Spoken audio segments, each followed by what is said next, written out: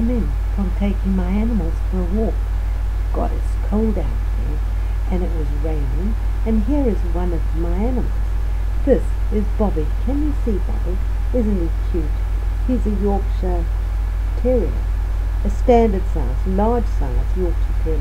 Well, we don't know if he is. We think he is, but we got him from an animal cruelty, and the vet thinks he's a Yorkie, a large Yorkie.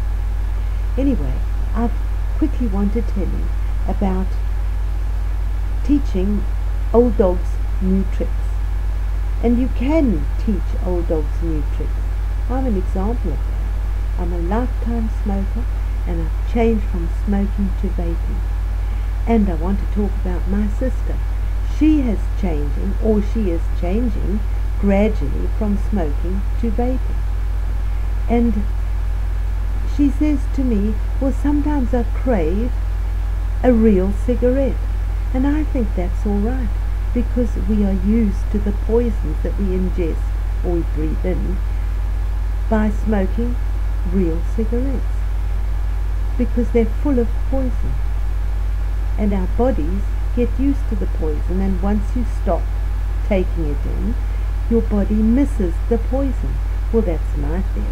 But then, of course, as I've pointed out, I'm no scientist. But you can teach old dogs new tricks. And one of the tricks I have noticed that my sister has learned has happened in the last year, and she's made an amazing transformation. She's older than I am, and she was virtually crippled with arthritis. And when you get over 60, you need to be a bit careful about your health. In fact, your body sort of starts falling apart. It's the first time you really feel that you are aging and getting older and slowing down. So being aware of what your body is doing happens when you get older. And so even smoking cigarettes, if you've done it all your life, you begin to be aware of your lungs feeling a bit cluttered up, getting short of breath if you walk fast, all these things that are smoking related things. And as you get older, they get worse. They don't go away. And you can feel them when you're younger too. But when you're older, that's the time when you face this dragon, if you like, of old age, entropy and death at the end of it. And you have to do something to improve your life. You have to do something. It's not going to just happen to you, because we don't grow younger, unfortunately. But what my sister did was most amazing. She was walking through a bookshop, and she accidentally knocked a book off the shelf, and it fell on her feet. And it was called something to do with getting rid of the pain of arthritis. And it was by a woman called Margaret Hills. And it was the Hills diet. Now I discover there's lots of celebrities that do the Hills diet. Lots of people, hundreds of people, have had wonderful results doing this Hills diet. Anyway, a year ago, my sister phoned me and she said, I've just read this book and I'm going to do this. Now remember, she was crippled with pain, dreadful pain from arthritis. So she started on the diet. And in the first week, the pain lifted. And she's been on that diet ever since. And do you know, she changed completely. Everything about her changed. She became more upbeat, more positive, less depressed, and the pain left her. I am so impressed by how what you eat affects your body. And you know, we're living in a time when everybody's a diabetic. I'll tell you the story about diabetes and me and a diet in another video. But everybody's a diabetic. Everybody's got arthritis or some Alzheimer's. All these things are becoming more and more, not less and less, and we can't discover what makes them happen. But I'm really beginning to believe that it's what we eat, what we take in to our bodies.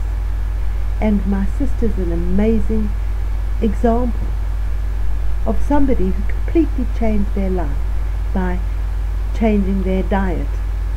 And now, of course, she's changing from smoking to vaping. And I really hope she's successful. She's struggling currently with this feeling that she wants a real cigarette. And that's the problem. I think she's also used to the poison. And I think that's what happened to me.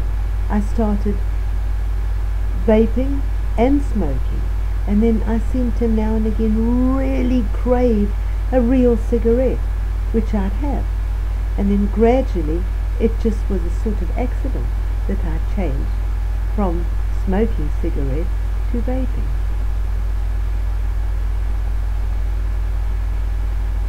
Now, of course, for me, that's a complete miracle. I can't believe it. I'm so excited that I don't smoke. I can actually go to the doctor and say, I don't smoke. Wow, he's going to fall off his chair. Every year he says, it's my duty to remind you that you should stop smoking. Now, I've reached 67. I can't feel any physical damage that I've done, but I must have, I suppose. And I just feel cleaner. I don't smell, and my house doesn't smell. And vaping is comforting. It's a pleasurable hobby. And to me, I'm enjoying it, and it feels better for me than smoking. But it's not the only thing that you can change in a life. If at our age we've got some other thing. And most people I know of my age group and in the 60s and 70s have got something wrong with them. They can't go upstairs easily, they can't walk long distances, they're in pain, or they can't see, or they can't hear properly. And that makes me very sad. But a lot of it, I wonder whether we can't change by our diet. And my sister is a perfect and an amazing example of somebody who's taken her life in hand, and she's completely transformed by using the Margaret Hills diet for arthritis. But that's a real eye-opener, and I do hope she manages to change now from smoking, for which she wastes one heck of a lot of money. I hope she changes from smoking to vaping.